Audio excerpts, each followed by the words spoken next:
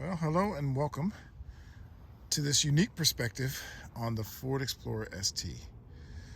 On the left is the 2022 Ford Explorer ST, slightly modified with some upgrades that I've acquired over the years. On the right is the brand new 2025 Ford Explorer ST with only minor changes. I'm gonna tell you what I like, I'm gonna tell you what I don't like, I'm gonna tell you what I did, I'm gonna tell you what my first impressions are about these cars, and a dilemma that I seem to have right now. Okay, first let's start off with the outward appearance. Look pretty similar, but as you can see, there have been some changes. I actually blacked out the Ford emblem on the 2022, and the headlights are slightly different. Also, you notice the fog lights have changed. And I gotta tell you, from my perspective, the original fog lights were bolder. I can't tell a difference in their light pattern at night, but they seem bolder and more attractive. I just noticed by looking at this, the grills are actually different. And maybe the edge goes to the newer one, but there's precious few things as you can switch from one to the other. The side panels around the driver's side are about the same, but the wheels are definitely different. You can have your own opinion, but I actually like the old wheels. They're just easier to keep clean. They seem bolder to me too. But this new graphite gray on the new wheels is all the rage, and I've had people tell me both ways. If you see a blue light in the back of the car, that's an add-on. Along the sides, nothing much has changed, but as we get around towards the rear, there is a change. And maybe I'll get around to blacking out all the identifying marks, but I frankly don't care. The tail light assembly on the new one which is on the left now, is bolder. I like it, but it didn't really matter that much to me. The rest of the ST is not changed. On the roof, you notice on the new 2025, I happen to have roof rails, which was impossible to get on the old one. I believe it came with it if you ordered it from the factory, but when I got it, it was not there. And I couldn't get anyone to put it on.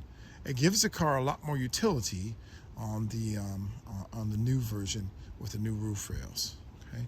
Neither car has a kick to open, although it was offered on the original 2022, but during COVID, they didn't have the parts for it, so it was deleted and you got a $150 credit, I believe. It was some small thing that didn't really help.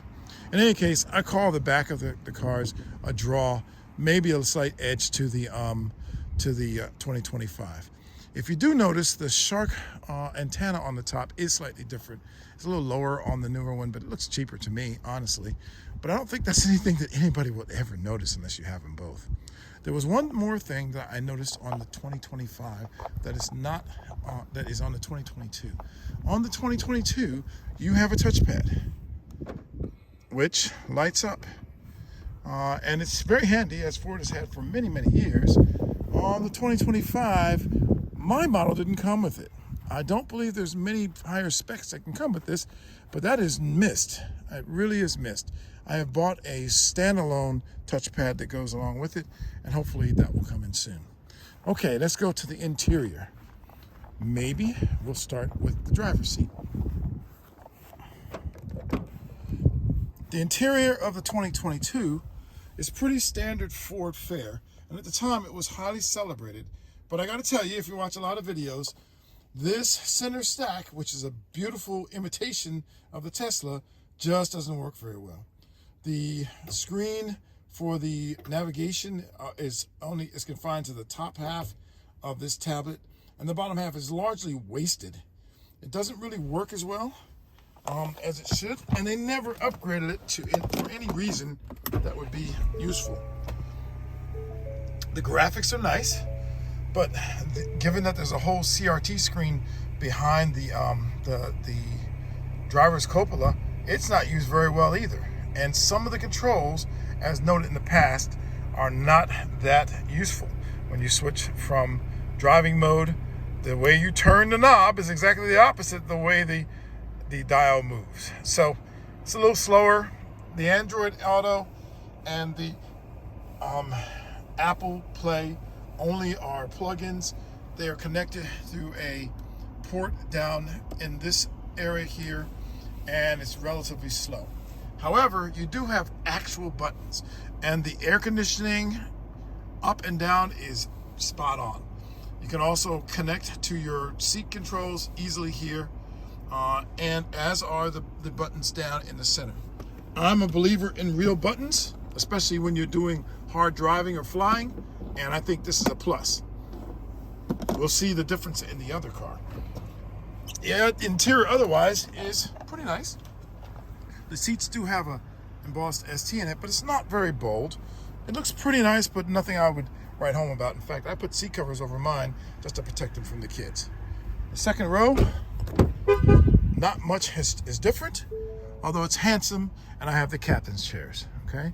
And in the rear, there's nothing much back here to speak of other than just a lot of space that you can fill up pretty easily. A handsome car, but nothing special about this back here, okay?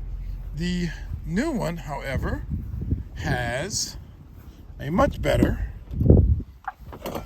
GoJets interior. It looks a lot better, okay? The screen is better used, and you can even use the Android Auto without connecting it to the car. You can get maps on your screen, and you can find all kinds of new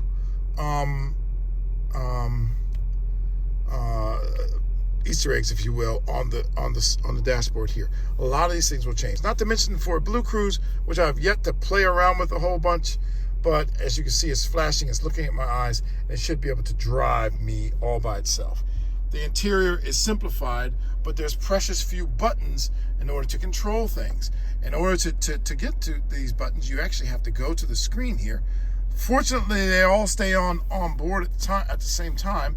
In other words, you can get to them, but they're not nearly as efficient or easy to use, especially under hard driving, okay? The seats themselves are actually cleaner and neater. It's funny because the way they have been changed, okay, they've been changed a lot like the seat covers that I purchased. They're much more rich looking. They also have good control with an air bladder in 3 sections and a massage function, which I understand was on some of the old Explorers, the old 2022s, but I didn't have it on mine. The back seat is unchanged, as is the rear compartment.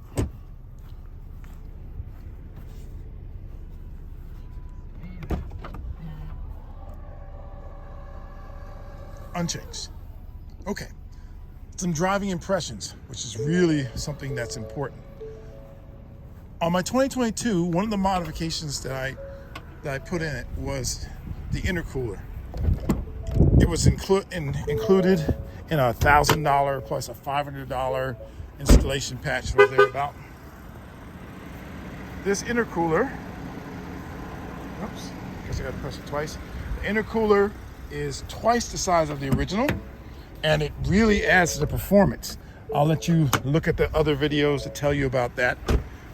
And yet, I cannot imagine, and you can really only barely see it, the modification is so small, it's simply the silver piece down there. I can't understand how that modification makes the 2022 that much faster off the line.